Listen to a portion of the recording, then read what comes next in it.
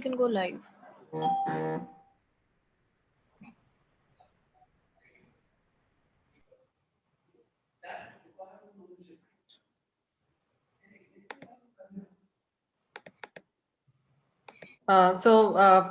Today we are very glad to welcome Dr. Manish Kumar, who is the Managing Director and CEO of the National Skill Development Corporation. Today in the digital landscape, learning is evolving, and particularly if you look at how the corporate workforce is today thinking of education from a very new lens, and everything is reskilling, upskilling is something that have not just buzzwords, but something that is very real if we want to be in the job pool market today. So what the future of skilling looks like is something that we are going to explore with Dr. Manish Kumar. Welcome, sir, and we're looking forward to having your thoughts on the subject today. And of course, Dr. Kumar himself is very renowned. He's worked for World Bank as well as, and has done a lot of work in water and sanitation programs across, not just in India, but across the world, and also worked in World Bank in Middle East and North Africa, Lebanon, Iraq, Iran, Saudi Arabia. So he brings world of experience, so to say, and he has masters in public administration from Harvard University, USA, and from the George Washington University, Washington, DC, USA. So over to you, sir, and we're looking forward to hear from you. Thank you very much. It's a great pleasure to be speaking about how the digital platforms are changing the skill ecosystem and the whole manner in which we educate people, how that's changing. So I'll probably talk a bit about the bigger global trends first and how that impacts India in the context of the changes. And then secondly, what we do and what as NSDC we are able to accomplish, in terms of changes that's occurring, how we are coping with that, and what has been our experience.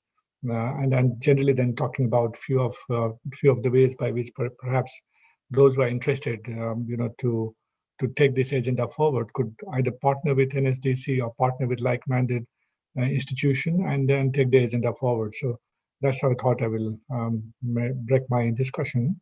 So firstly, looking at the broader trend that's global, a few unusual things that's been happening is, if you look at 1990s, we have a new technological intervention that has come to the human civilization, which is very unique in the sense that the technological changes that completely transforms a human civilization are very few in the history of mankind.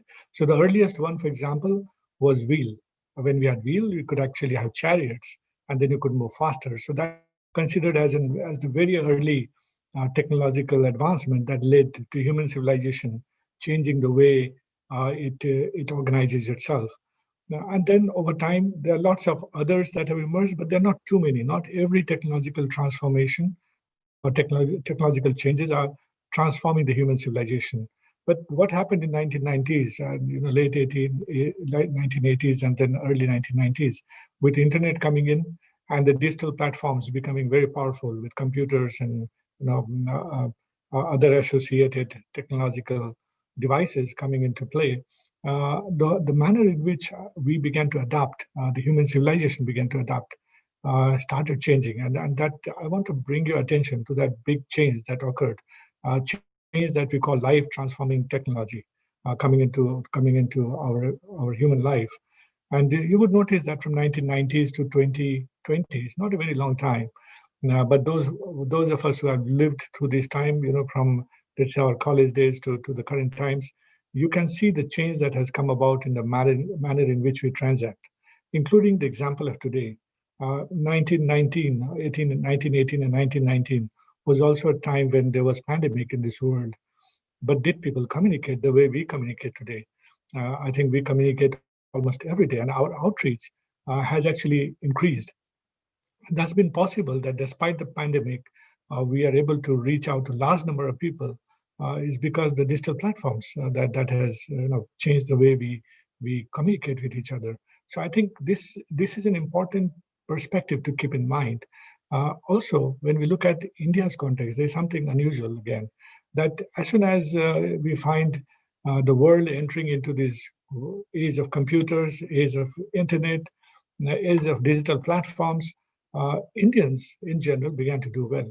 If you remember the Y2K problem at the end of year 2000, when many people said that as 1999 becomes 2000, etc., many of the planes might face difficulty, many of the devices might face difficulty because there's a change of the century that's coming in, and huge number of Indians began to get employment because we were seen as folks who could actually do very good software and tackle this problem of Y2K. That's when we began to earn our name of being very good in software. And what happened, I think, during the 1990s is what we see today manifesting in terms of leaders of some of the biggest names in the world, heading organizations like Google, like Microsoft.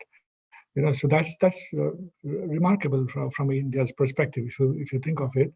Now, having got good name on the digital platform or internet, or for that matter, computers, and this life transforming technology coming into India, we also have another thing which is in our favor that's really changing the way we work, is basically the demographic dividend.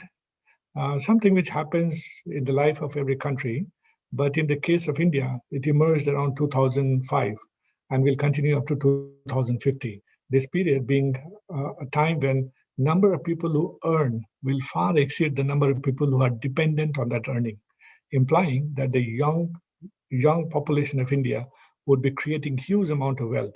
Now, this is not something which is uncommon for countries. It happens in almost all countries and is periodic in the life of countries. But it's important to see what really transpires during this period. So if you look at 1950 South Korea, or Korea Peninsula for that matter, their per capita income was lower than that of India, South Korea. And then it was basically economists from India who would actually go and advise South Korea on how they should transform their economy. We were a little bit high at that time. And by 2000, the South Korean economy had multiplied 38 times, whereas we had not multiplied by that many times. It was just maybe 4 or 5 times, that's all. So this period, when South Korea multiplied 38 times, was the time when they had entered their demographic window of opportunity. They created huge amount of wealth during this time. A similar kind of scenario you will see for China, starting in 1980, ending in 2020, the current year. And you can see how China has changed for this same period. Now, when it comes to India, we are entering that period in 2005. We'll exit in 2050, as I was saying. But we also have the advantage that during the same time, we have this digital transformation that's coming, and that's really going to make a huge difference, particularly because we have had the capability within us, which is manifested in leadership of some of the topmost companies in this world, that relies on digital platforms, that relies on computers, that relies on internet. So that's the broad, bigger context which I wanted to lay before you. Now, coming to education, I think there are a few challenges that's there in our current system, and the new education policy actually addresses that extremely well. The problem that is there with the old regime, or the continuing regime for that matter, of education, which is changing now given the new education policy, is that we were organized as a country to Industry 2.0 in terms of our education. What does Industry 2.0 mean? Industry 2.0 is the time when the factory line began to come into play. When you see a car being produced in a factory line, it's essentially a chassis entering at one end of it, and at the other end of it, the full-fledged car comes out. And in between, there are a series of steps. You'll find somebody is fitting a door, somebody is tightening a screw. So there are a series of things which happens. It's almost in the similar manner that we begin to also teach children from class 1 to 2 to 3 to 4, and then it goes on up to class 10. So it's almost like a factory line, right? And that's the method which we have had. Now we have moved to Industry 4.0. What do I mean by Industry 4.0? Is this digital transformation that has occurred. When I talk to, for example, employers on what are the difficulties that they find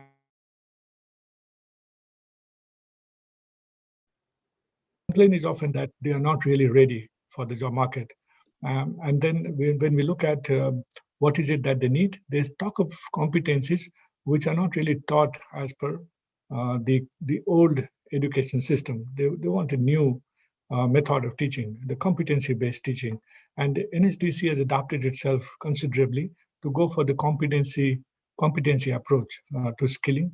And I think over time, as I will tell you, is that education will also be absorbing quite a bit of that approach, because that's going to make people much more employable.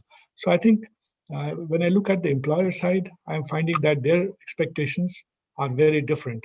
And that's the reason why I think the manner in which we teach has to change. Second thing which becomes important is many of the employers have admitted that while they can tell you the skills that is needed for today, they don't know what is the skills or what are the skills that are needed for 3 days from now, or 3 years from now, or 4 years from now. So therefore, there is a need for lifelong learning. They expect that anybody who comes in and works for us should have an approach that is positively inclined towards continuous learning. They believe that things will change on a constant basis. So therefore, the paradigm within which the companies functioned and gave employment, I think those paradigms are changing, and therefore the expectation from people who join them is also changing. So that's, I think, the world of, let's say, the demand side. Now, how do we respond to that demand side from NSDC? Few of the ways that we have managed to do some job for this purpose is, one is trying to understand what is it which is needed by the job market. So essentially, we operate through sector skill councils, and we have 37 of them. We operate in various spheres of the economy. So we have a vertical which deals with gems and jewelry, another vertical which deals with aviation, a third one which deals with tourism and healthcare. Further on, the things like construction and various others. As I mentioned, there are 37 of them. Some of them are social sectors, like we also do skilling for persons with disability.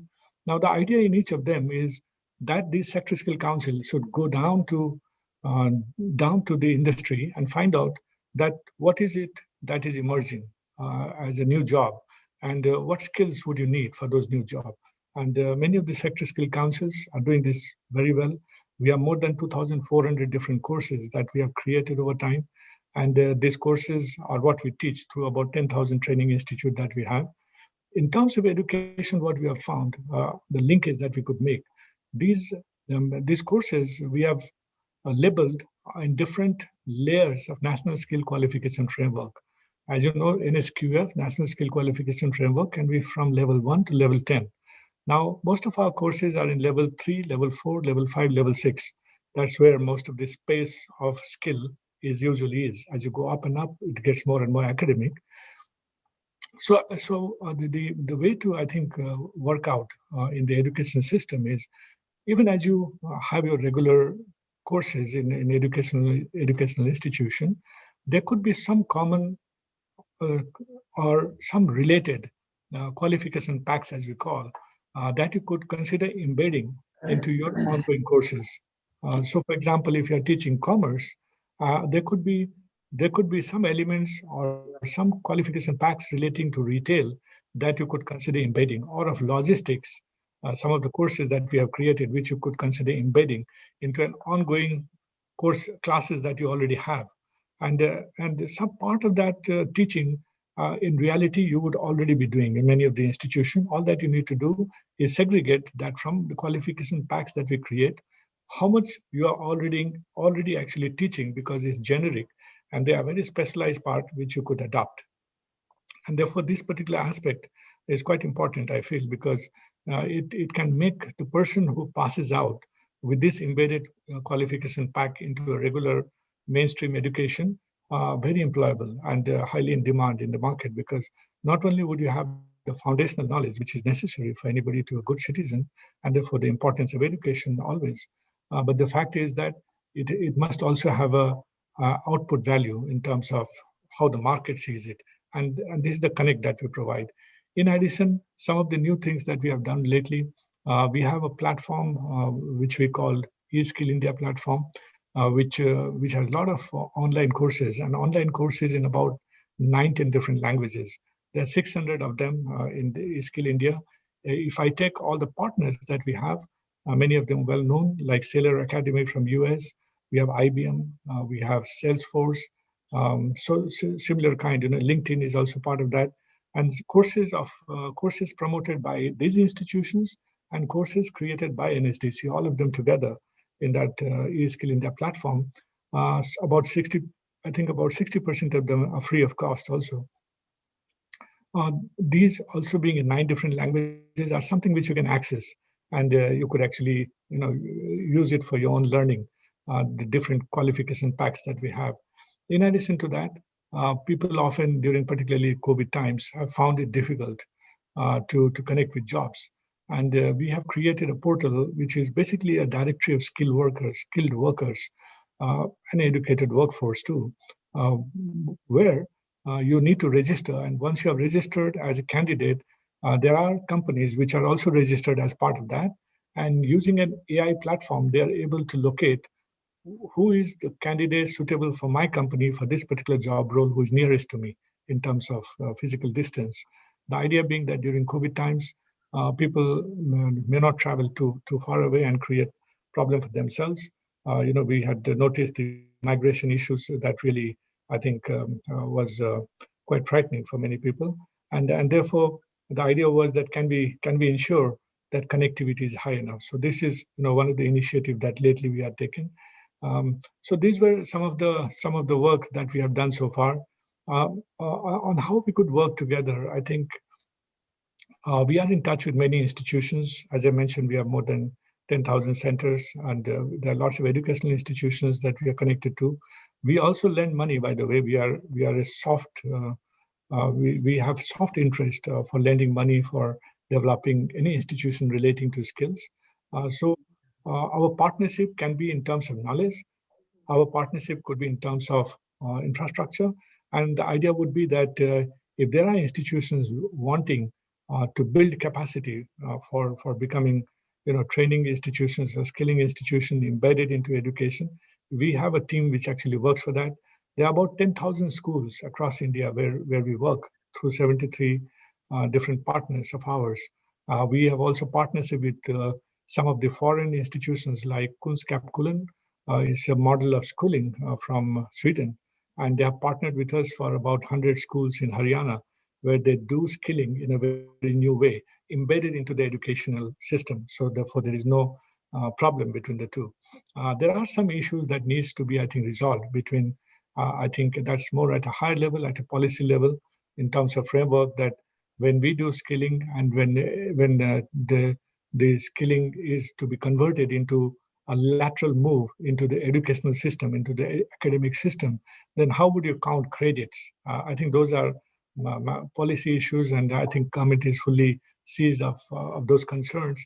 NCVET has been created lately by the Ministry of Skill Development and Entrepreneurship, and they are working pretty hard to ensure that there is a kind of bridging that could happen between the world of the skill and the world of academics, so that both of them could harmoniously go forward, ensuring that people are educated and therefore good citizens, and at the same time, they acquire skills that make them worthy of jobs that's available in the local market. So I think the future lies essentially on acquiring new skills that are relevant to the future of how the world is changing. What is that future is a very difficult one to answer. There would be a trend which people would broadly know. We, for example, know today that cybersecurity is important. We would know that artificial intelligence is important. We know that data analytics is important. But lately, again, there are people who say big data is not important, small data is important. So there are kind of discussions that are occurring, and we constantly keep track of that. We create syllabus which fits into that. And I think it's important that we keep ourselves open and constantly listen to what's happening in the world outside, adapt to it, learn new things. So the future is about lifelong learning. That's how I feel about it.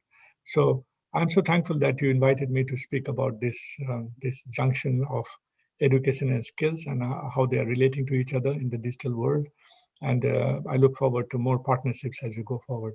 Thank you very much, Ritu. Thank you very much, Dr. Manish. I think that was very most insightful. And I think the fact that you've also emphasized on the need for lifelong learning and constantly upskilling ourselves, which is, I think, really looking beyond today, because that's what the message needs to go out to everybody. So education is not just a school or a college thing anymore. It's something we have to keep on doing in order to be relevant in the economy and to be find the right jobs and the right matches with the right skills. So one question that we have got from our event platform is that, how do you sort of look at training teachers for these new kind of jobs that are coming in? You mentioned big data and small data. You mentioned about blockchain and, a lot of other areas. So how can we I mean, because people who actually understand technology, they go in technology jobs. So people who particularly understand the academics of this technology versus, and also the job application of this technology needs some kind of a gap closing to happen. So what is NSTC and what are the institutions doing that pool of teachers can be there, coming there, so that people actually not just taking a course, but getting some worthy knowledge out of it? Yeah, I think this is important because one of the important lessons that we have is skill or training can be only as good as the person who is giving that training. Uh, we usually utilize the services of sector skill councils to identify good teachers, and most of them are drawn from industry. So therefore, NASCOM, which has a sector skill council for IT, ITS, in this particular case that you mentioned about blockchain, would be the ones which will advise that these are the people who could be potentially very good teachers. Now uh, we in a way socialize the name along to our training partners, and then our training partners hires. And obviously that's a market-based mechanism. We don't interfere beyond the point. We of course have laid down criteria within which they must be taking these teachers. The second thing which happens is, besides the knowledge that you have for being in the industry, you must also know the manner in which you'll be able to teach, because that's a different ballgame altogether. How you teach, you could be an excellent person when it comes to you're doing a job, but when it comes to imparting that knowledge to somebody else, you might actually have limited capabilities for that. So we have trainings which is meant for trainers on a regular basis. In fact, we give certification that is valid only for 2 years, and it keeps getting repeated. We also bring trainers from abroad. So what we do is we get people, for example, from Singapore, from National University of Singapore, and also with the help of some of the institutions in Singapore, we have been able to bring master trainers who teach platform skills. That okay, how do you use digital platform for communicating? How would you use a classroom as a platform for delivering a particular knowledge? So therefore, even if you have domain knowledge, it's important that you must have platform knowledge, and then be able to communicate. So we on our side also keep doing analytics to check what is the average profile of trainers in different sectors that we have. And one of the things which has concerned us lately is that the average age of trainer has been declining, which is not good. What we want is the reverse trend, that the average age of trainers should be increasing. This is the reverse, what we want. And as soon as we learned of this, obviously we send guidance to our training partner, saying that probably you are trying to save money by recruiting somebody who is younger, but this is not going to reflect well in the long term. Therefore, we are going to measure your performance looking at how many years of experience your trainer has. So I think there are various kind of incentive structure which you need to build around. You also need to have studies that indicate very clearly how things are moving, and therefore we keep all of this in our mind as we go along. Sure. Another question is about accreditations, that today there are a lot of digital universities, so to say. I mean, even an academy could probably be looked at as a digital university in one sense.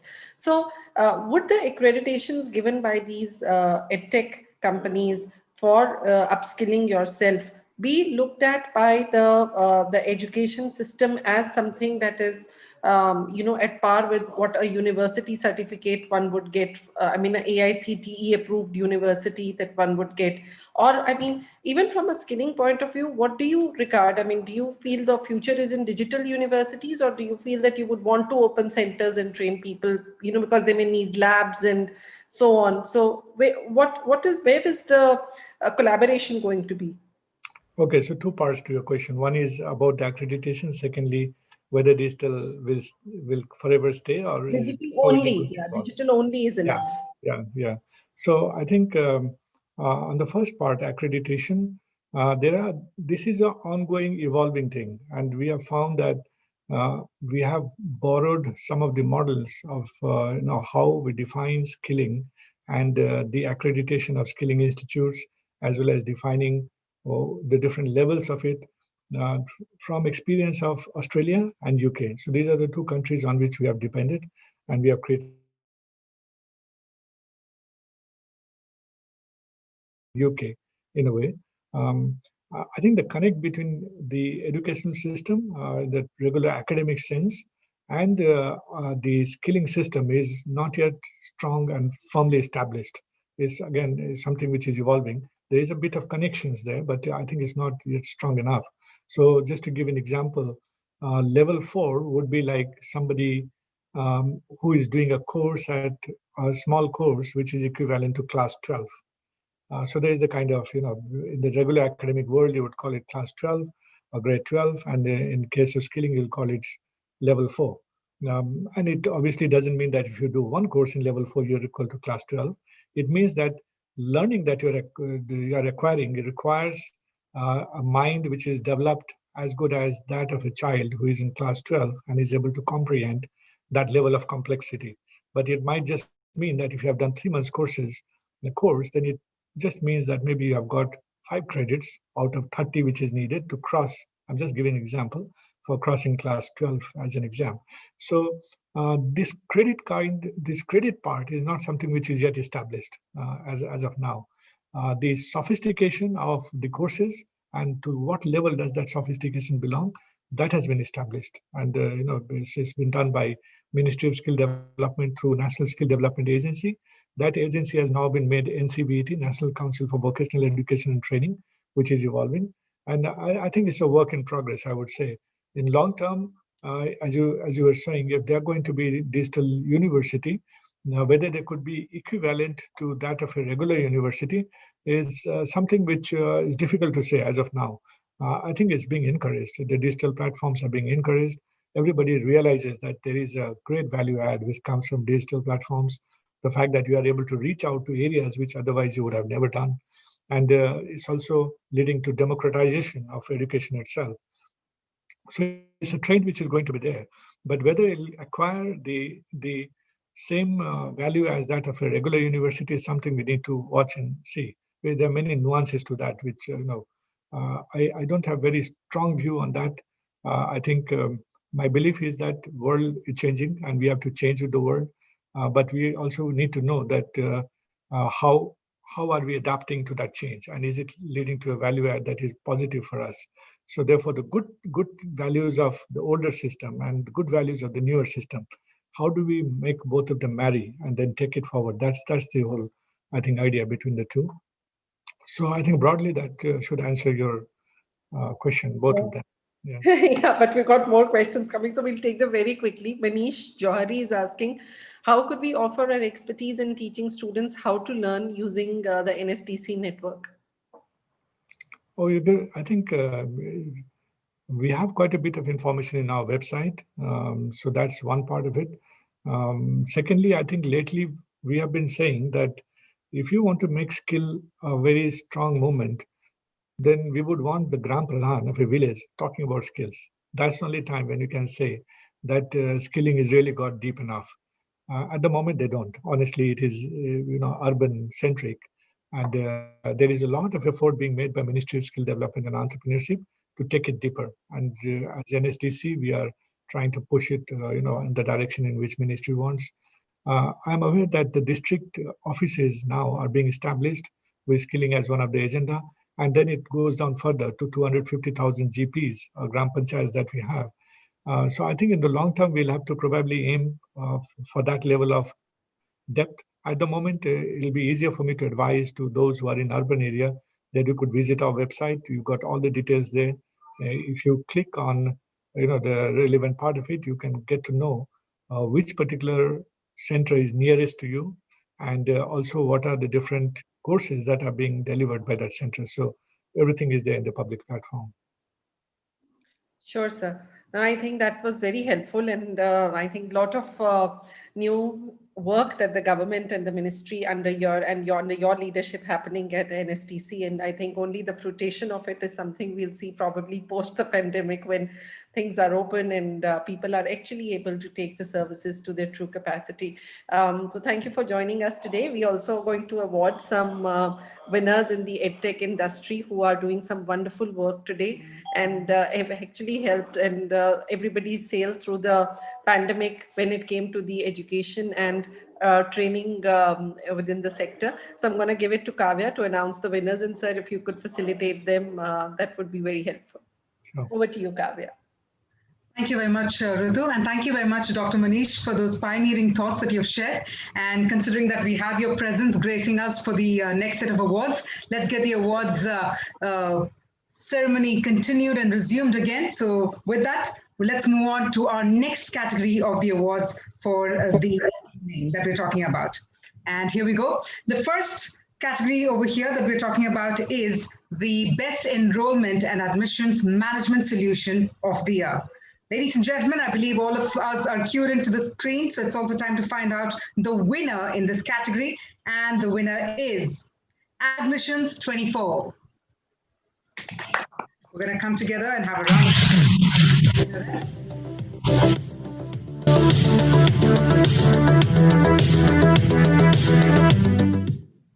World's Best Education Platform, Admissions 24. Congratulations to the team.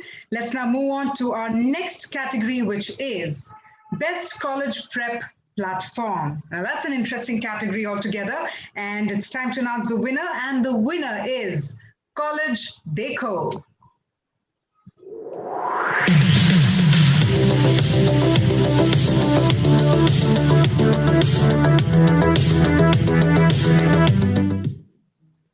Discover, prepare, and achieve. Very beautifully done, College Deco, congratulations. Let's now move on to our next category for the evening. And here we go, let's have it on the screen for all of our members of the audience. Best Tutoring Solution. All right, ladies and gentlemen, it's time to announce the winner, and the winner is Vedantu.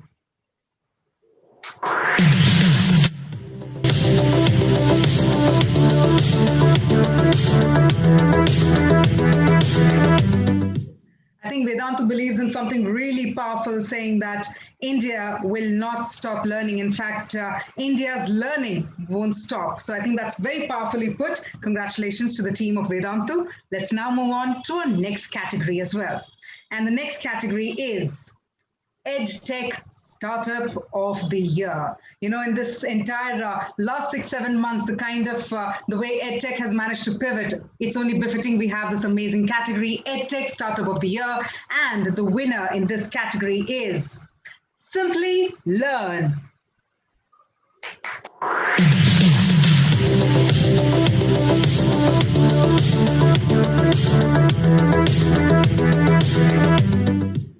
Well, they call themselves as the Online Bootcamp, and I believe we also have Vidya Shrikant, who has joined us here from Simply Learn. So if I may please have Vidya Shrikant to also share your thoughts. Thank you, Kavya. Thank you, everybody on the panel.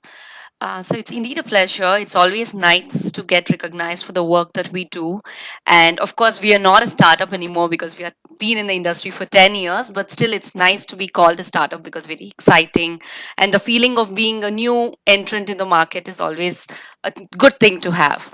And it was an amazing session by Dr. Manish Kumar, sir. And we are also fortunate enough to be working with NSTC. So yeah, I want to thank entire entrepreneur team for giving us this award. Thank you so much. Congratulations, Vidya. Thank you. Congratulations, Vidya, and congratulations to your team as well. Thank you so much. And with that, ladies and gentlemen, let's now move on as well towards our next category. Here we go. Let's have it on the screen for all of you. The next category is Best E-Learning Blended or Flipped Solution. All right, time to take a look at the winner in this category. And the winner is Merit Nation.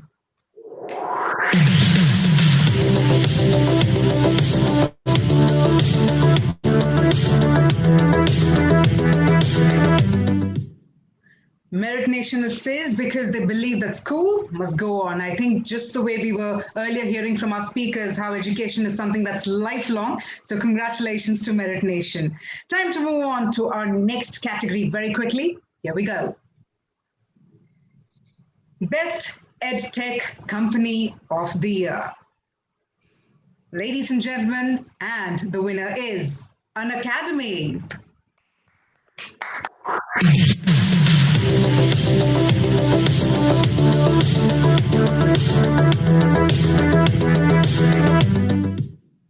Well, Unacademy it is. In fact, they always believe that it's time to start learning with Unacademy, and the way they've managed to reach out to so many students, so many learners, especially in the last 7 months, it's amazing. So it's only befitting that they are the winner in this category. Congratulations. We'll now quickly move on to our penultimate category in this set. Let's have it on the screen. We're talking about the most breakthrough product of the year. Ladies and gentlemen, and the award goes to Zen Educational Technologies.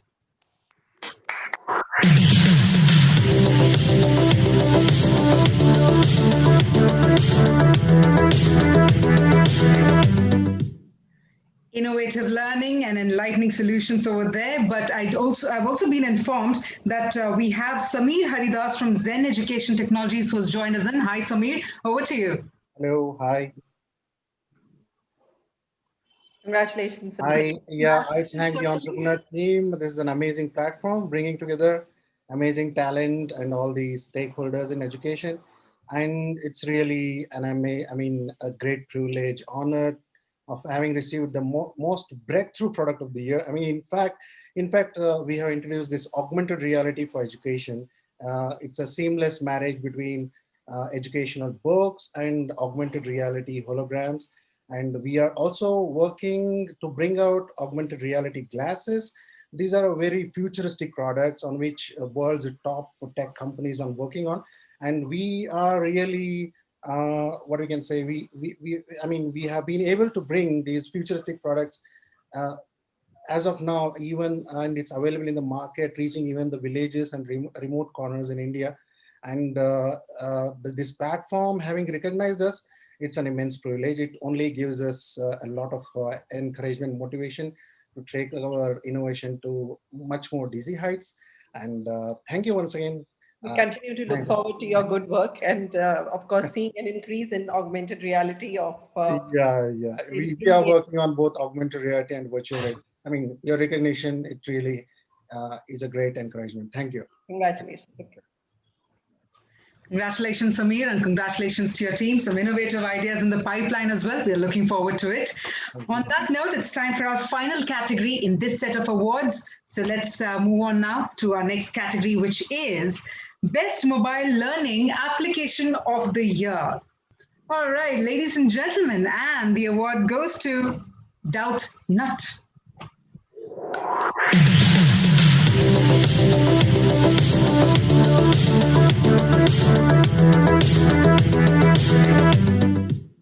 You know, they very clearly claim saying "Padna hua aasan," and I think that is so important, so much like the core of the entire last 6 months, the way people have sort of used mobile devices in order to learn, isn't it, Ritu? So I'm going to hand it over to you to sort of close this segment of the awards as well. Yes, indeed. I think in this category of awards, we've pretty much seen the entire EdTech domain of in the education industry today, doing some fantastic work in terms of helping people getting educated online and I think, while there's a lot of work that has happened in terms of digital transformation and education technology, but I think why this is a watershed moment and watershed year is because the pandemic was almost killing us, in March. Nobody knew what was the way forward. And there it was in 5 days, everybody taking classes online, and education did not stop. So I think that is really something why it will be a historical year and a time to remember by. Any last thoughts from you, sir? No, I think you're doing a fantastic job by promoting these talents, because I think we need more of them. And the work that some of them are doing are fantastic. And obviously, I'm aware of many of these names. Some of them are deeply associated with us. So it's great to be seeing them winning awards and taking that whole agenda forward. And we would like to do as much as we can to take this agenda forward. So thank you so much. Thank you very much, Dr. Manish, for joining us today.